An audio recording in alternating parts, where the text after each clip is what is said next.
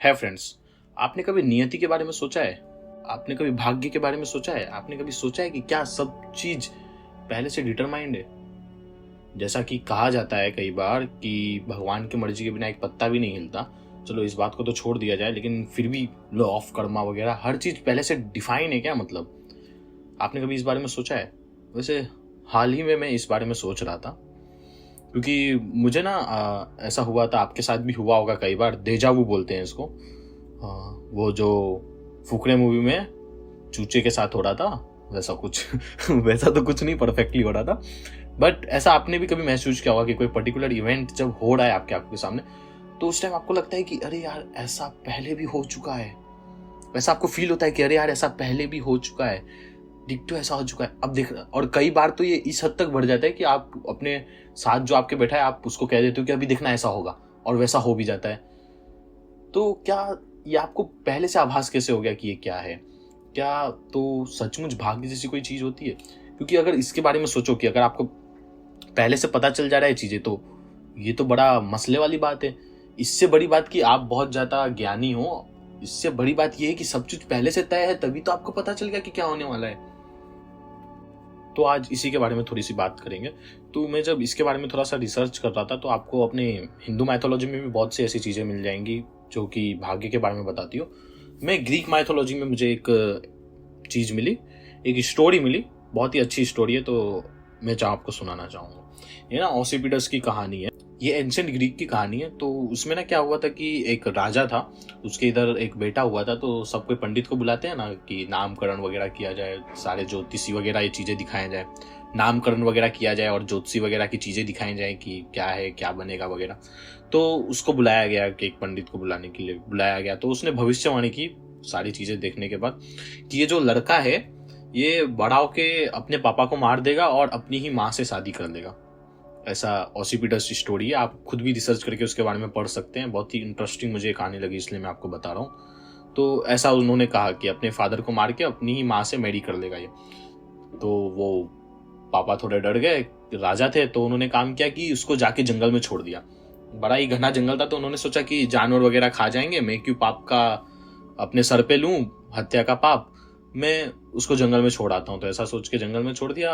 अब यहाँ पे क्या होता है कि दूसरे कुछ लोग आते हैं, वहां से गुजरते हैं लकड़हारे लोग, वो लोग देखते हैं कि अरे कोई बच्चा पड़ा है, तो अपने घर ले जाते हैं, उसको पालते वगैरह हैं, बड़ा करते हैं।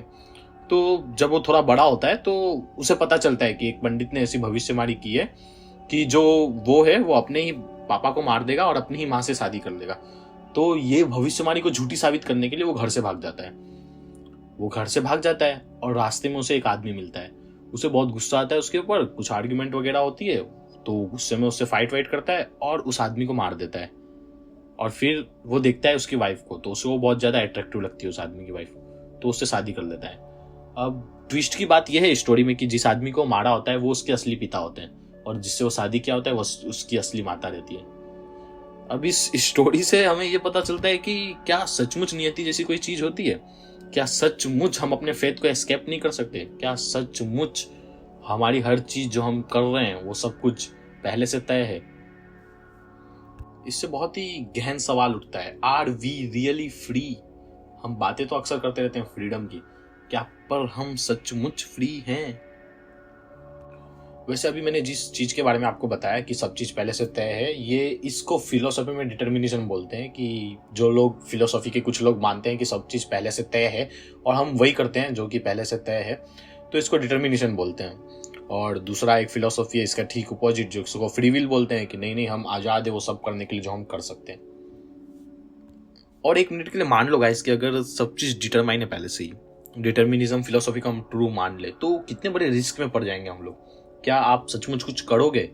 और कितना बड़ा रिस्क है कि हम जो भी कर रहे हैं वो हम नहीं कर रहे हैं। इसको ना मैं एक एग्जांपल से समझाता हूं आपको, डिटर्मिनिज्म कितना ज्यादा हो सकता है वो मैं एक एग्जांपल से समझाता हूं। फ्री विल के बारे में हम नेक्स्ट वीडियो में बात करेंगे, अभी हम डिटर्मिनिज्म के बारे में बात करते हैं और आपको थोड़ा और शॉक करता हूं मैं। तो चलिए एक एग्जांपल से समझते हैं। आपको पता है आज सुबह में जब मैं उठा तो मैंने मैगी खाई। मैं सुबह उठा और मैगी मेरे घर पे रखी हुई थी, मैंने उसको निकाला और बनाया, और 2 मिनट में तो नहीं बनती मैगी, लेकिन मतलब ठीक था कि टाइम थोड़ा 5-10 मिनट में बनाया, मतलब नॉर्मल वाला मैगी बनाया और उसको खा लिया। ऐसे ही आपने भी बहुत से सारे काम किए होंगे आज सुबह उठने के बाद। तो ये तो मेरी फ्री विल हुई ना, मतलब मैं सुबह उठा, मेरा मन कर रहा था मैगी खाने का, तो मैंने मैगी खा ली, यही तो है फ्री विल। लेकिन अब मैं आपको कुछ बातें बताता हूँ, मतलब कि ये फ्री विल है कि नहीं। अब मेरी बात ध्यान से सुनना। मैं ना कल रात को देख रहा था एक मूवी, लैला मजनू मूवी देख रहा था। इम्तियाज अली की मूवी थी, 2018 में कुछ आई थी शायद। हाँ, मतलब मैं अभी इम्तियाज अली की सारी मूवीज को रिवॉच कर रहा हूँ, तो मैंने अक्रॉस आया इस मूवी के भी, तो मैं यही देख रहा था मूवी। तो ना मूवी देखते देखते बीच में एक थोड़ा सा देखा, एक मैंने एडवर्टाइजमेंट, और मुझे एडवर्टाइजमेंट में दिखी मैगी। और रात में ही मेरे मन में ये बात बैठ गई कि भाई मैगी मैगी, मैंने खाते हुए कुछ बच्चों को देखा एडवर्टाइजमेंट में, और मेरे मन में ये बात बैठ गई मैगी। तो सुबह जब मैं उठा तो मेरे मन में यही वो बात मेरे मन में बैठी हुई थी, तो मुझे यही चीज थॉट्स आए कि यार आज मैगी ही खा लेते हैं, तीखा तीखा अच्छा अच्छा मैगी खा लेते हैं। टेस्ट के ऊपर मुझे अजीब सा, मतलब मन में टेस्ट आ गया। और फिर मैंने ये भी देखा कि मैगी मेरे घर में है, तो मैंने मैगी निकाला, बनाया और खा लिया। तो क्या ये रियली मेरा फ्री विल था, या रात में मैंने एडवर्टाइजमेंट देख ली, इसी वजह से मैं इन्फ्लुएंस हो गया मैगी खाने में। तो इसको ना प्रिंसिपल ऑफ अल्टरनेटिव पॉसिबिलिटी कहते हैं, कि मतलब कि it just feel free but it's really not. मतलब मुझे सिर्फ लगता है, हमें सिर्फ लगता है कि हम फ्री हैं, लेकिन हम फ्री हैं नहीं। मतलब बहुत ही नेक्स्ट लेवल कॉन्सेप्ट है, एकदम हिल जाओगे मतलब इसके बारे में सोचना थोड़ी बातें ध्यान से।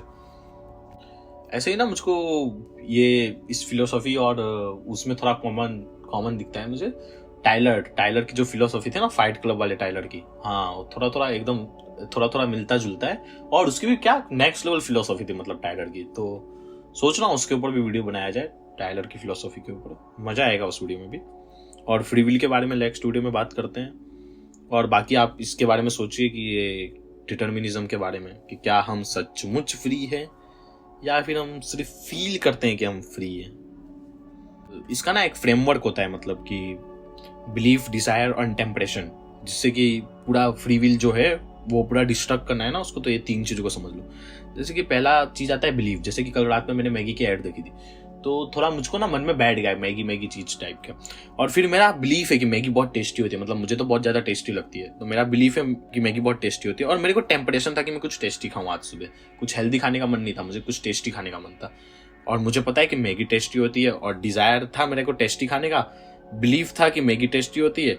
और फिर जल्दी से बन भी, टेम्परेशन था, जल्दी से बन भी जाती है एकदम फटाक से। तो मैं उठा, फटाक से बनाया, और थी भी घर पे तो मैं खा लिया। तो देखा जाए तो एक तरह से डिटर्मिनिज्म ही है फ्रेंड्स। बस आज के लिए इतना ही कंफ्यूज करूंगा आपको, बाकी आगे मिलते हैं नेक्स्ट वीडियो में।